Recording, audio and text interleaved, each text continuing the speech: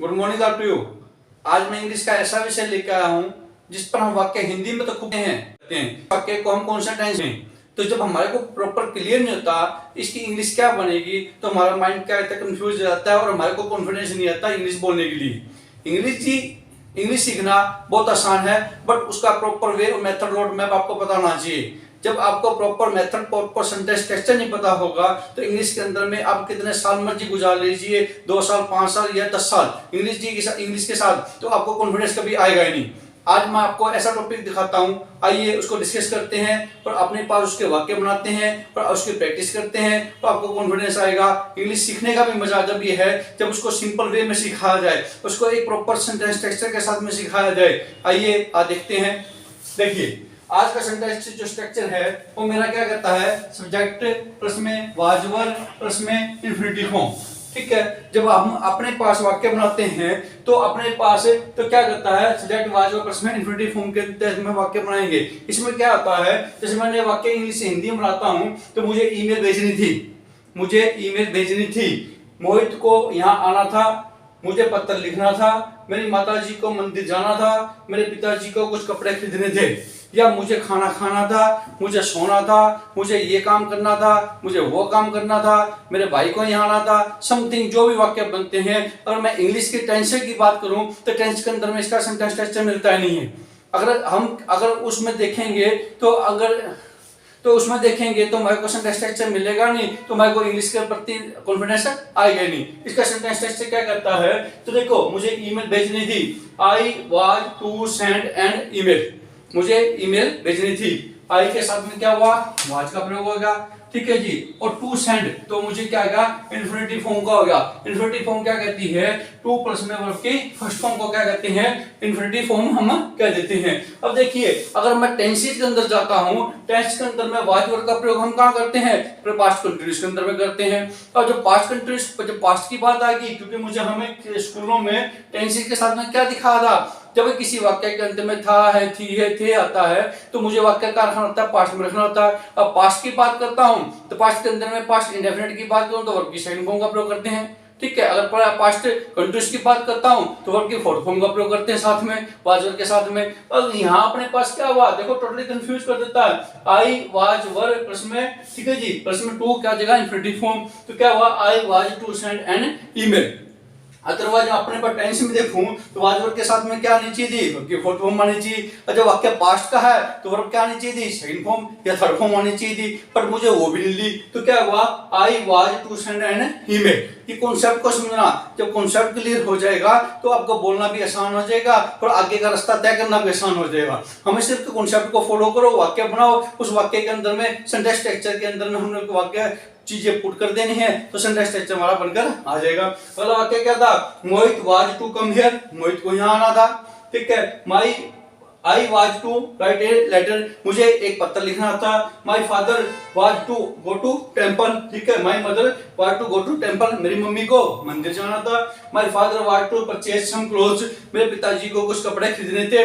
मुझे टीवी देखना था, मुझे पार्टी में जाना था, मुझे स्कूल में जाना था, मुझे मार्केट जाना था, मुझे कुछ खरीदना था। ये जो वाक्य जितने भी बोले गए हैं तो वो अपने पास क्या करते हैं, वो अपने पास सब्जेक्ट वाज वर्ब प्लस में टू इन्फिनिटी की फॉर्म के हम डालेंगे तो वाक्य हमारे को आ जाएंगे। जब बोलने की प्रैक्टिस करेंगे थोड़ा सा टाइम तो लगेगा, हमारी जो टंग और दिमाग को एक नया स्ट्रक्चर मिला है तो उसमें थोड़ा सा टाइम लगेगा। जब इसके अंदर परफेक्ट हो जाएंगे, बोलना हो जाएगा तो वाक्यों का आ जाएगा, बिल्कुल इजीली हो जाएगा। अब देखो क्या होता है, जब तक किसी को सेंटेंस स्ट्रक्चर नहीं पता तो उसको फॉलो कैसे करेगा।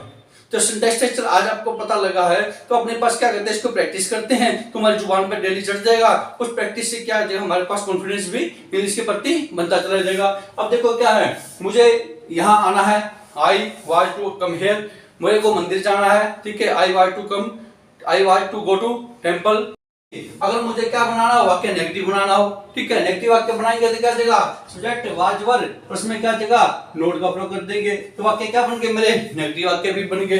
अब यहाँ देखिए, मुझे ईमेल नहीं भेजनी थी, I was not to send an email, मुझे ईमेल नहीं भेजनी थी। मोहित को यहाँ नहीं आना था, Mohit was not to come here, Mohit को यहाँ नहीं आना था। I was not to write a letter, मुझे पत्र नहीं लिखना था। मेरी मम्मी को मंदिर नहीं जाना था। My mother was not to go to temple, ठीक है। My father was not to go purchase some clothes, मेरे पिताजी को कपड़े नहीं खरीदने थे। जब ये नेगेटिव वाक्य भी बन गए, ठीक है। अगर हम इंटरोगेटिव वाक्य बनाते हैं, आपको पता है जो हेल्पिंग वर्ब है वो क्या लगाते हैं, आगे लगा देते हैं। मतलब कि क्या वाज वर्ब को क्या कर देंगे, हम अपने पास सब्जेक्ट से पहले लगा देंगे, तो हमारे क्या वाक्य बन गए, इंटरोगेटिव वाक्य भी बन गए, ठीक है। तो हम इसको प्रैक्टिस कर लेंगे। क्या मुझे ईमेल भेजनी थी, Was I to send an email, क्या मुझे ईमेल भेजनी थी, ठीक है। Was Mohit to come here, क्या मोहित को यहाँ आना था। Was I to write a letter, क्या मुझे पत्र लिखना था, ठीक है। Was my mother to go to temple, क्या मेरी मम्मी को मंदिर जाना था।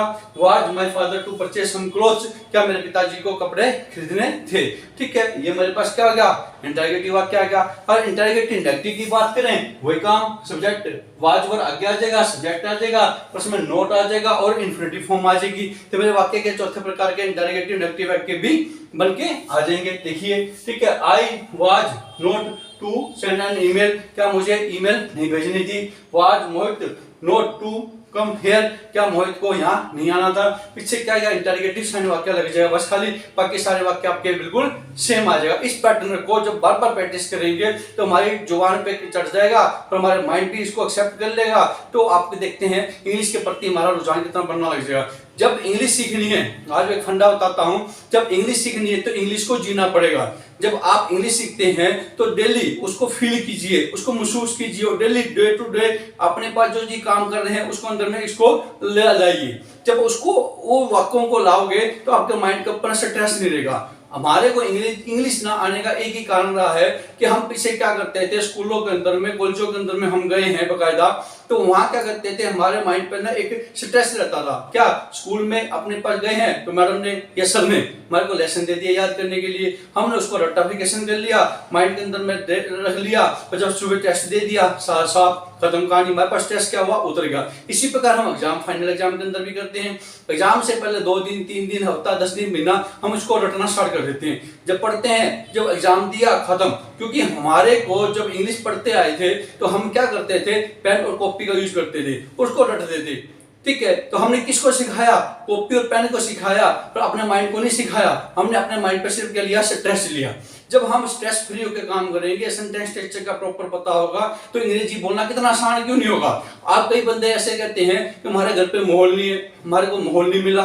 माहौल की बात नहीं है, माहौल आपको खुद क्रिएट करना पड़ता है। आज मैं 3 चीजें आपको बताता हूँ, ठीक है। पहली बात क्या है, don't miss the opportunity, opportunity को मिस मत कीजिए। Grab the opportunity and create the opportunity, जब 3 बातों को आप याद रखते हैं तो आप देखते हैं कि इंग्लिश के प्रति हमारा कितना रुझान बढ़ता है। ये नहीं, हर जीवन के अंदर में हर जगह ये काम आएगा। Don't miss the opportunity, create the opportunity and grab the opportunity, ठीक है। देखो, मान के चलते हो आपका माहौल नहीं है, इसका मतलब आप सुबह खुद तो बोल सकते हैं ना। आप सुबह उठते हैं, जब आपकी सुबह मॉर्निंग में बदल जाए, दोपहर आपकी आफ्टरनून में बदल जाए, शाम आपकी इवनिंग में बदल जाए। जब आप सुबह उठते हैं तो अपने मन में दोहरा सकते हैं, I am going to bath, I am taking food, या I am going to outside, या मैं बाहर जा रहा हूं, या मम्मी घर पे हैं, बाय, हाय, हेलो।